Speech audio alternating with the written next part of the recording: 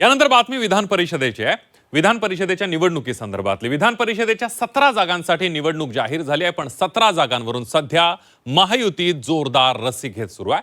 भाजप मोठा भाऊ म्हणून सर्वाधिक जागांवर दावा करतोय, तर दुसरीकडे शिवसेनेनं सुद्धा 7 जागांचा आग्रह धरला आणि त्याच वेळेला राष्ट्रवादीही जास्तीत जास्त जागांवर अडून बसल्यानं महायुतीचे मित्रपक्ष विधान परिषदेवरून हातघाईवर येतात की काय असं चित्र निर्माण झालंय।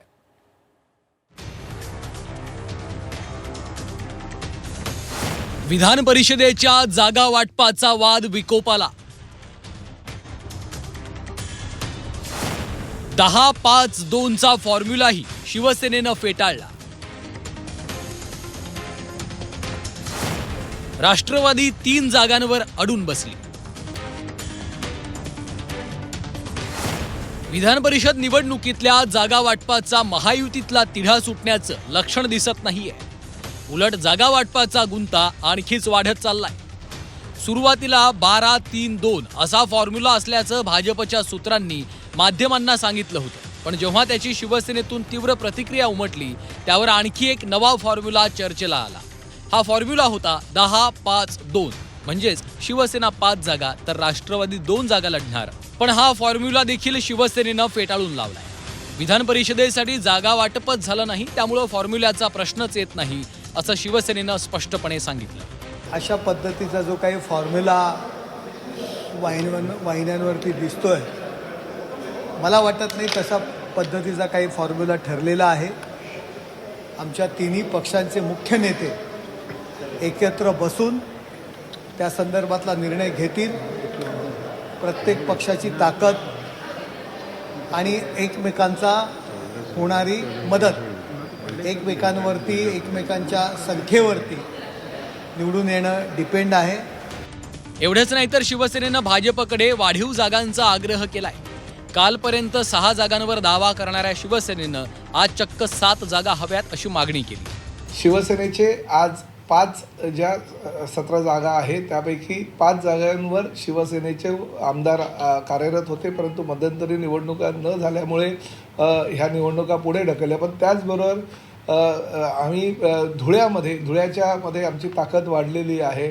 त्याचबरोबर रायगडची म्हणजे सिंधुदुर्ग, रायगड, रत्नागिरीची जी जागा आहे ती वाढलेली असल्यामुळे 5 जागा ज्या आमच्या आहेत त्या आणि 2 अतिरिक्त ज्या ठिकाणी शिवसेनेची ताकद वाढलेली आहे, अशा 7 जागा शिवसेनेच्या वतीनं आम्ही मागितलेल्या आहे। परंतु शेवटी हे जरी मागणी जरी आमची असेल तरी अंतिम निर्णय हे मुख्यमंत्री देवेंद्र फडणवीस आणि एकनाथ शिंदे साहेबच बसून घेणार आहे आणि ते दोघे जे निर्णय घेतील ते आम्हाला बंधनकारक आहे। राष्ट्रवादी काँग्रेसही विधान परिषदेच्या 4 जागांसाठी आग्रही आहे। त्यातही परभणी, नांदेड, पुणे आणि रायगड रत्नागिरी मतदारसंघासाठी राष्ट्रवादी जास्त आग्रही आहे। परंतु नांदेडची जागा ही राष्ट्रवादीला मिळाली पाहिजे ही मागणी आहे। तिन्ही पक्षाचे नेते बसतायत, बैठकी सुरू आहे, त्याच्यामधनं मार्ग निघेल। भारतीय जनता पक्षानं किती लढायचा, राष्ट्रवादीने किती लढायचा आणि सेनेनं किती लढायचा हा निर्णय होईल।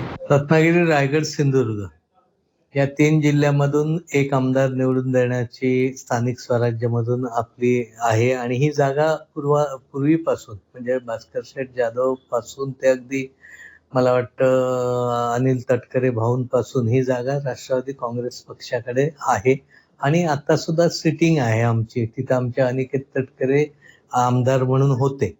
तर ही जागा तिन्ही जिल्ह्याची राष्ट्रवादी काँग्रेस पक्षालाच मिळावी असा आमचा सगळ्यांचा आग्रह आहे। भाजपनं जागा वाटपाचा अधिकृत आकडा जाहीर केलेला नाहीये। प्रत्येक पक्षाला आपण जास्त जागा लढवाव्यात असं वाटतं, पण तीनही पक्ष समन्वयानं किती जागा लढवायच्या हे ठरवणार असल्याचं भाजपनं म्हटलंय। महायुती म्हणून आम्ही निश्चितपणे एकत्रच लढू। प्रत्येक पक्षाला अपेक्षा असते की आपल्या वाट्याला जास्त जागा याव्या। शिवसेनेला वाटतं आपल्याला जास्त जागा मिळाव्या, भाजपला वाटतं आपल्याला जास्त जागा मिळाव्या, परंतु मुख्यमंत्री देवेंद्रजी फडणवीस, एकनाथजी शिंदे आणि आदरणीय सुनेत्राताई पवार हे एकत्र बसतील आणि एक फॉर्म्युला निश्चित केला जाईल। परंतु एक निश्चित झालेला आहे की महायुती म्हणून आम्ही 17च्या 17 जागा लढणार आहोत आणि 17च्या 17 जागा जिंकणार आहोत। विधान परिषदेच्या मतदारसंघांवरूनही महायुतीत मतभेद आहेत। जागा वाटप जाहीर झाल्याच्या नंतर एकेका जागेसाठी महायुतीमध्येच लढाई होण्याची शक्यता नाकारता येत नाही। ब्युरो रिपोर्ट, झी 24 तास, मुंबई।